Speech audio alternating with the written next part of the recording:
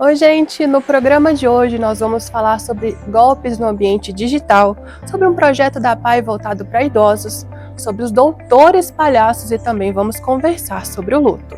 Tudo isso agora mesmo no TVI Cidadania. TVI Cidadania. Apoio Prefeitura Municipal de Pará de Minas.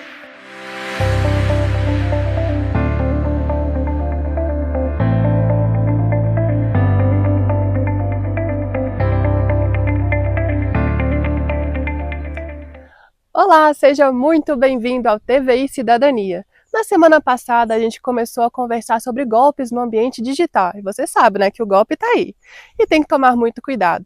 A gente focou a conversa no cotidiano de pessoas físicas e agora nós vamos conversar sobre os golpes no ambiente empresarial.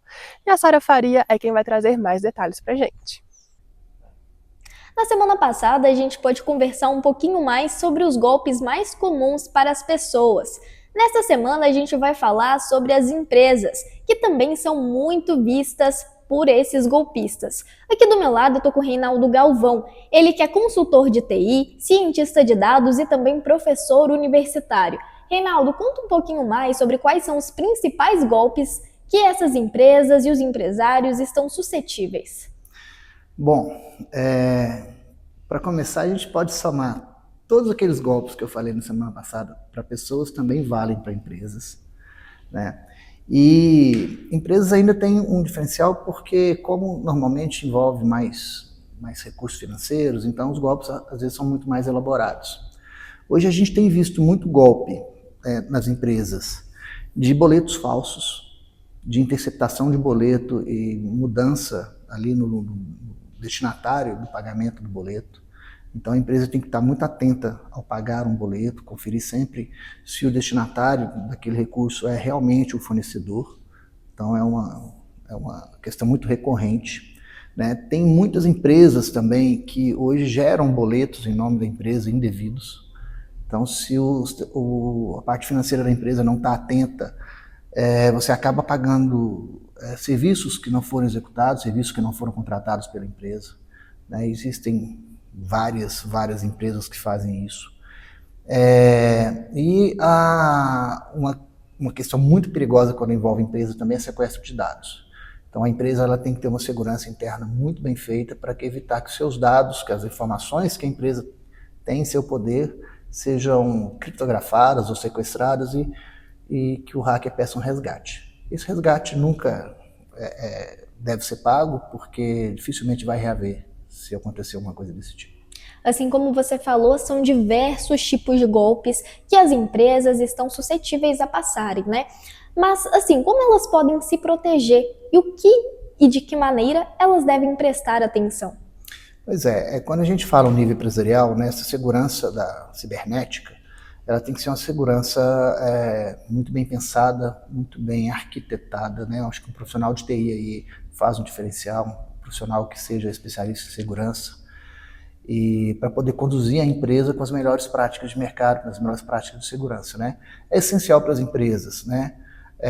Ter um firewall, que é um equipamento de proteção, que vai fazer um filtro de tudo aquilo, de toda aquela informação que entra e sai da empresa, né? Que seja um firewall atualizado, que seja um firewall certificado, homologado, e que tenha também sempre um profissional fazendo a manutenção e o acompanhamento desse equipamento para que nada de ruim aconteça com a empresa.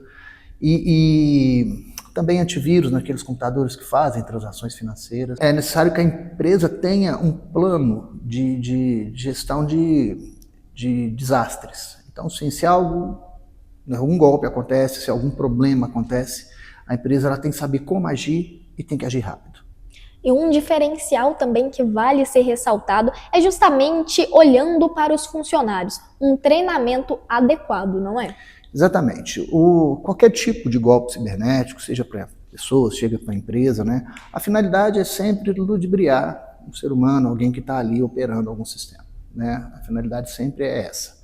E pode ser que a gente pode dizer que isso é o elo fraco do processo. Então, sim, treinamento, orientação, né?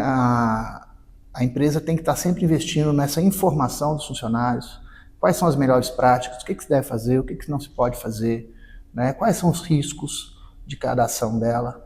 A empresa, é muito importante que a empresa separe o que é do funcionário, o que é particular dele, do que é da empresa, né? Por exemplo, não usar e-mails particulares de funcionários dentro da empresa, usar somente os e-mails institucionais, telefone, WhatsApp, separar esse número do trabalho e do serviço, para que a empresa consiga monitorar de fato os equipamentos, fazer todo o rastreamento do que for necessário e poder agir em caso de algum problema aí de segurança. Muito obrigado, Reinaldo, por ter nos recebido aqui, por toda essa conversa. Eu espero agora que todo mundo que esteja assistindo a gente em casa consiga saber um pouquinho mais sobre como se prevenir e agir mediante a todos esses golpes que cada vez mais estão crescendo e aumentando aí na nossa sociedade. Realmente é preciso tomar todo o cuidado do mundo, né? Mas é bom saber que com um plano de segurança e alguns hábitos é possível, né, se proteger contra os golpes digitais. E agora a gente vai dar uma virada no assunto e vamos falar sobre arte e prevenção ao isolamento social. A PAI começou um novo projeto voltado para os idosos, que une oficinas de arte e prevenção ao isolamento social. A arte tem o poder de transformar, unir e acolher. E é com esse propósito que a PAI de Pará de Minas, em parceria com os escoteiros, iniciou o projeto Arte e Prevenção, aberto a toda a comunidade, mas voltado principalmente para as pessoas acima de 60 anos. Ele foi pensado nas pessoas idosas. Então, pensado tanto no fazer artístico para essas pessoas, como também na prevenção do isolamento social, das vulnerabilidades que as pessoas idosas muitas vezes vivenciam, estando em casa, porque a família precisa trabalhar e essa pessoa idosa fica sozinha, ou às vezes porque realmente não tem uma rede de apoio, não só para os nossos familiares e cuidadores das pessoas com deficiência, como também para a sociedade em geral. Nós queremos, sim, abrir os portões da APAI para as pessoas acessarem, assim como buscar o acesso para as nossas pessoas atendidas fora dos muros da APAI. Né? Alguns atendimentos eles são exclusivos do nosso público. No entanto, a APAI é uma entidade que pertence à rede socioassistencial e que então a gente quer realmente fazer esse papel de pertencimento à rede, né? De acolhida e de trabalho mesmo com as vulnerabilidades socioassistenciais dessas pessoas. Mais do que aulas de música, dança e teatro, o projeto representa um espaço de convivência, um lugar onde o aprendizado se mistura com o cuidado. A arte é um instrumento muito importante para a inclusão das pessoas, para terapia, assim, é realmente terapêutico. A gente estava ali agora na sala com os inscritos fazendo já o primeiro dia de oficina de música. E a gente vê, eles chegam naquela expectativa toda, né? Ansiosos com a primeira aula e saem dali mais leves, contando histórias, às vezes, inclusive, contando sobre alguma vulnerabilidade ou alguma situação que está passando. E aí a gente tem aquele apoio técnico também dentro da APAI, o suporte tanto da equipe da assistência social como dos psicólogos, né? A gente pode vir nesse momento fazendo uma acolhida para essa pessoa ou fazendo até mesmo uma intervenção dentro da rede socioassistencial. Muito legal, né, gente? E esse projeto é fomentado pelo Conselho Municipal dos Direitos da Pessoa Idosa e também pelo Fundo Municipal do Idoso. Quem tiver interesse tem que procurar a PAI e as vagas vão estar abertas até o preenchimento da turma, viu? E é claro que a arte, né, transforma as vidas. E eu não sei se você já viu por aí um pessoal artista aqui em Pará de Minas, que leva alegria por onde passa, mesmo em momentos difíceis. E se rir é o melhor remédio, é claro que eu só posso estar falando dos doutores palhaços, né? Vamos conhecer um pouquinho mais sobre eles. Os Doutores Palhaços nasceu do sonho da Cida Viana de levar alegria para as pessoas em estado vulneráveis. Em dia 12 de outubro de 1999, depois que ela assistiu o filme Patty Adams, O Amor é Contagioso. Atualmente nós somos atuantes em 15 cidades em Minas Gerais. Em Pará de Minas, 11 anos de atuação. A gente atua aqui em Pará de Minas no Lar dos Idosos, na Cidade Osanã, na Fazendinha, no hospital. Para quem vê de fora e só enxerga a animação, pode até pensar que é pura folia. Mas o trabalho voluntário e todas as regras são levados muito a sério. Inclusive, é necessário fazer um curso para poder se tornar um doutor palhaço. Para fazer parte do grupo, é necessário fazer um curso de 3 dias, que são distribuídos em aulas práticas e teóricas e um trabalho totalmente voluntário. Nós temos regras, né, para que o trabalho possa fluir de uma maneira que a gente possa atuar, trazendo essa alegria para as pessoas que estão nesse estado mais vulnerável. Nós temos um uniforme, que ele é importante, né, estar sempre nosso traje completo durante a atuação.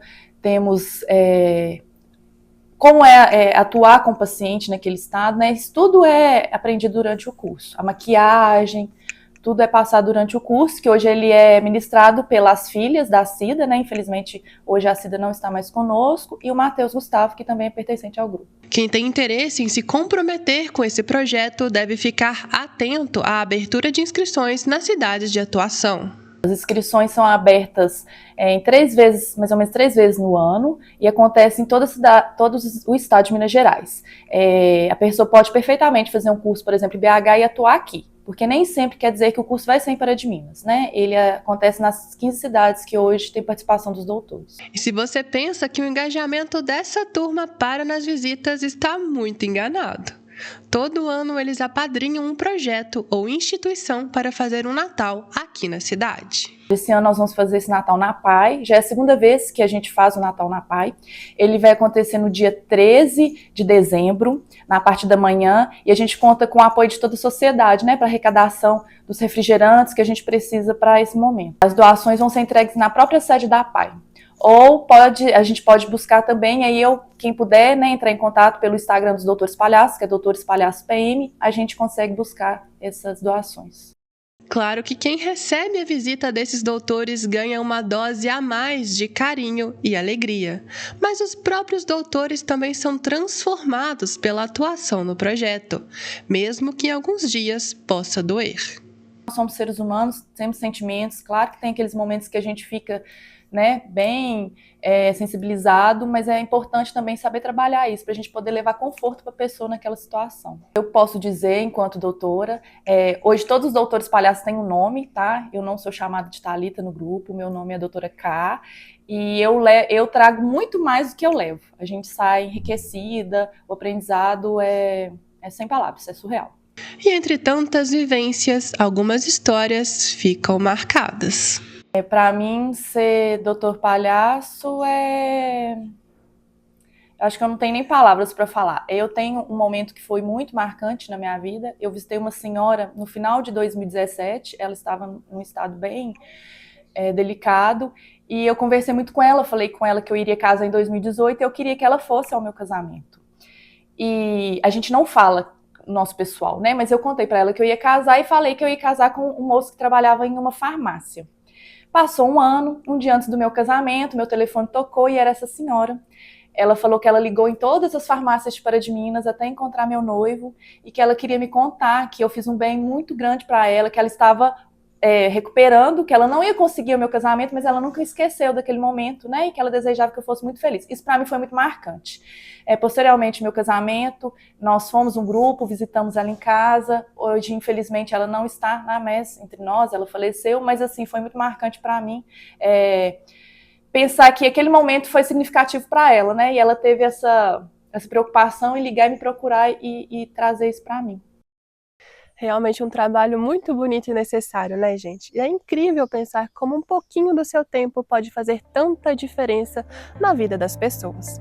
E agora a gente vai para um rápido intervalo e na volta a nossa conversa é sobre o luto e vamos conhecer também o trabalho do grupo Horizontes. Tô voltando, hein?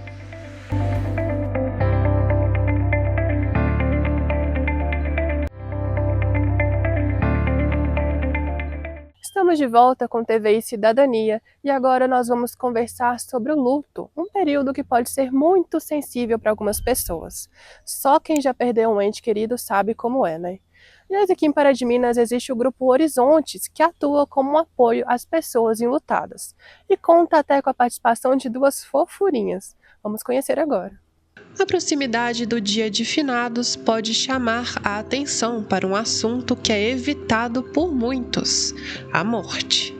Mas mesmo sendo uma conversa difícil e por vezes delicada, é necessária também para o processo de luto. Para mim é um momento muito difícil, né? É um momento, às vezes ele vem de uma forma inesperada, que às vezes a pessoa morreu de acidente, não estava preparado, ou então a pessoa estava passando já por um processo de doença e tudo.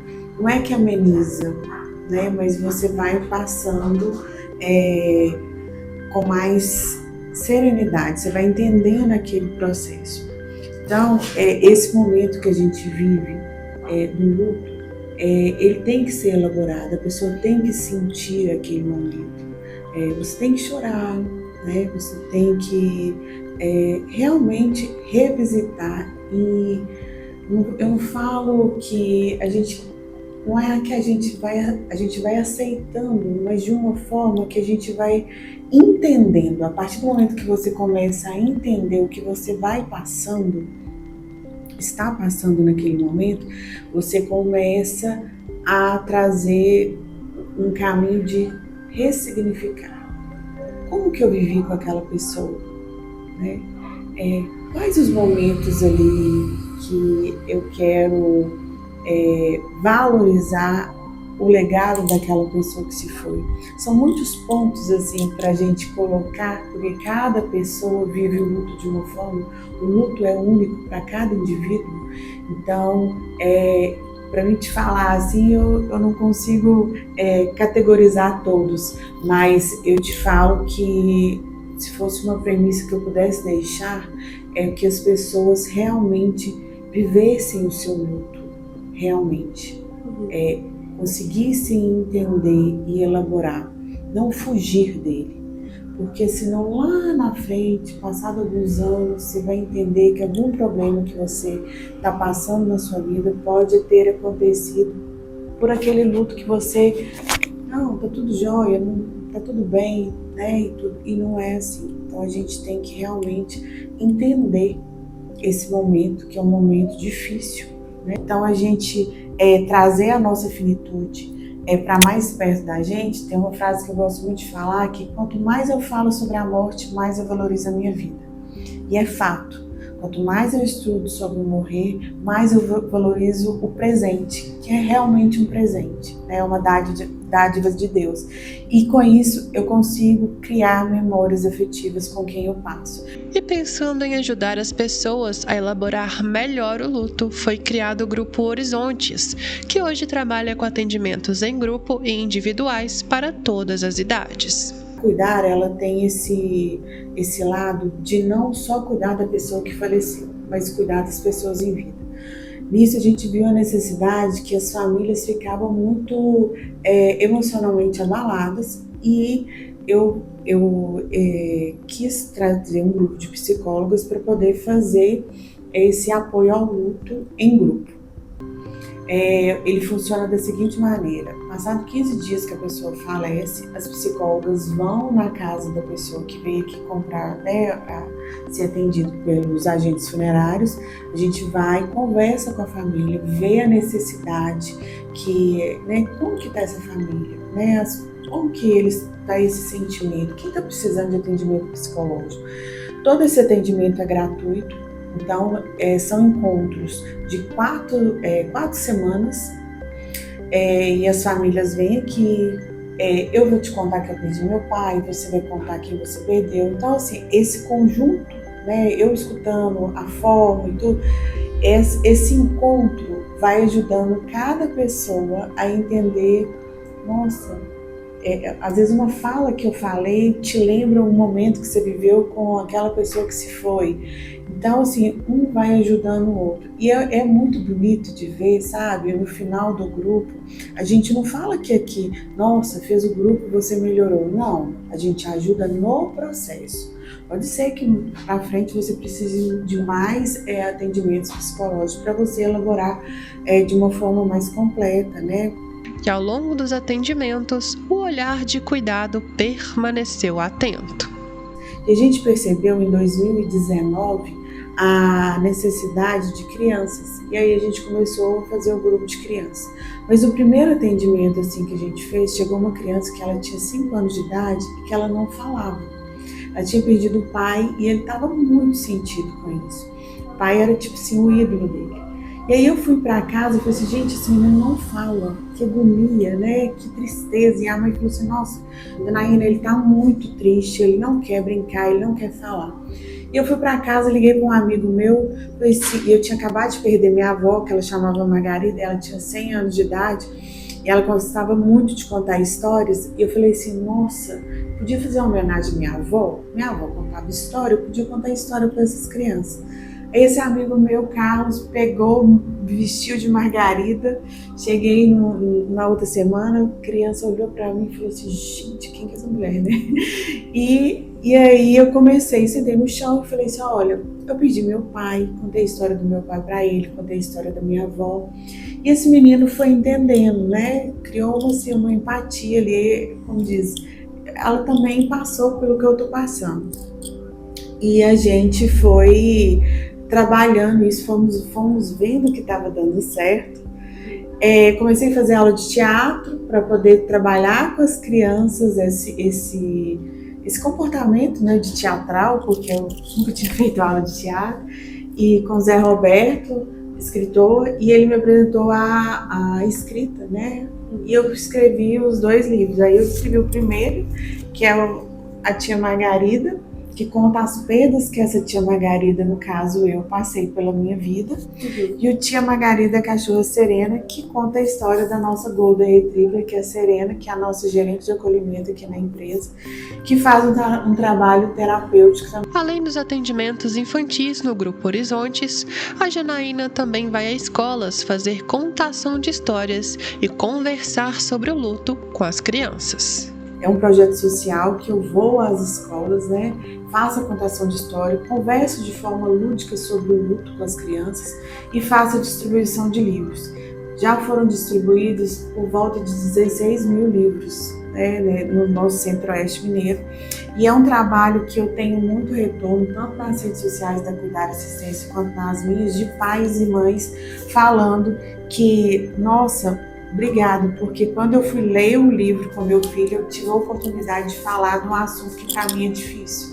E eu vi que quando eu fui contando das perdas que tem no livro, as crianças entenderam de outra forma, né? De uma forma mais tranquila.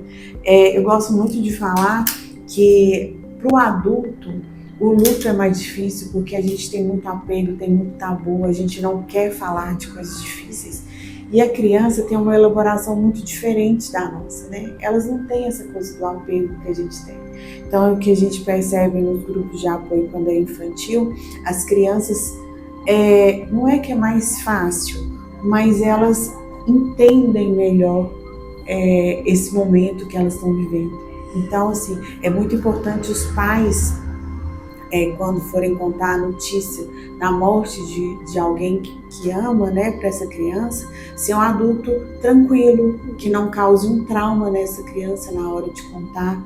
Se essa criança pedir para poder tá indo eu quero visitar o vovô, eu quero ir no cemitério, contar o que é o cemitério, contar, olha, o vovô vai estar lá deitado, você quer fazer uma cartinha para levar pro vovô, você quer levar um brinquedo pra gente colocar na urna, quando o vovô, né, foi enterrado, ele levar, trazer com naturalidade. Porque quando a gente não conta para essa criança a verdade, quando a gente inventa, fala que é uma estrelinha, que não sei o que, pode até falar, mas depois que tiver contado a verdade.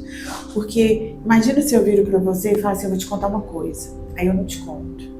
Aí você cria um monte de coisa na cabeça. A criança é a mesma coisa. Então, quando a gente não conta a verdade para a criança e lá na frente a criança fica sabendo de como foi, por que meu pai mentiu para mim? Por que minha mãe não me contou a verdade?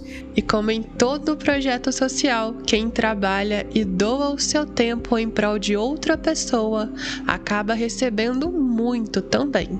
É bem bonito quando a gente vai fazer as contações de história, tantas as professoras quanto as crianças, o tanto que eles ficam alegres e emocionados, sabe? E às vezes nas contações de história eu tô lá contando a história, que eu falo que eu perdi meu pai. Já aconteceu algumas vezes, as crianças, ai, eu perdi, e aí elas querem falar. Teve uma contação de história em Pitangui que eu fiquei muito emocionada, um menino tinha perdido o pai e o vô. E na hora que o menino levantou a mão, as professoras todas saíram pro canto assim e começaram a ficar emocionadas. Eu vi que tinha alguma coisa ali, e eu falei assim, a tia vai só acabar aqui a história e vai conversar com você. E aí no final eu vim ter um abraço dele, ele foi me contar a história do pai dele, que o pai dele gostava de fazer. E ele tinha perdido o pai, o vô que tinha ficado no lugar do pai, e a mãe tinha perdido, estava grávida e com a morte do pai ela perdeu a criança também. Então ele teve 3 perdas. Então assim, é uma forma da gente, conversando com esse menino, a gente conforta ele, mas ele me deu muito mais força, sabe? Eu falo que eu aprendo muito mais do que às vezes eu posso estar entregando. Então, assim, é um trabalho social que realmente eu quero ajudar as pessoas, mas ao mesmo tempo eu ganho muito, porque eu conheço muitas pessoas, muitas histórias. Então é muito bacana isso. Gente, um trabalho sensível e necessário, né? Nós desejamos que todas as pessoas que estejam passando por esse momento possam encontrar apoio, conforto e tranquilidade. E o nosso TV e Cidadania vai ficando por aqui. Muito obrigada pela sua companhia. E se você tiver alguma sugestão de assunto para trazer para cá, pode mandar no WhatsApp, viu? 3231-6363. A gente se vê depois. Tchauzinho!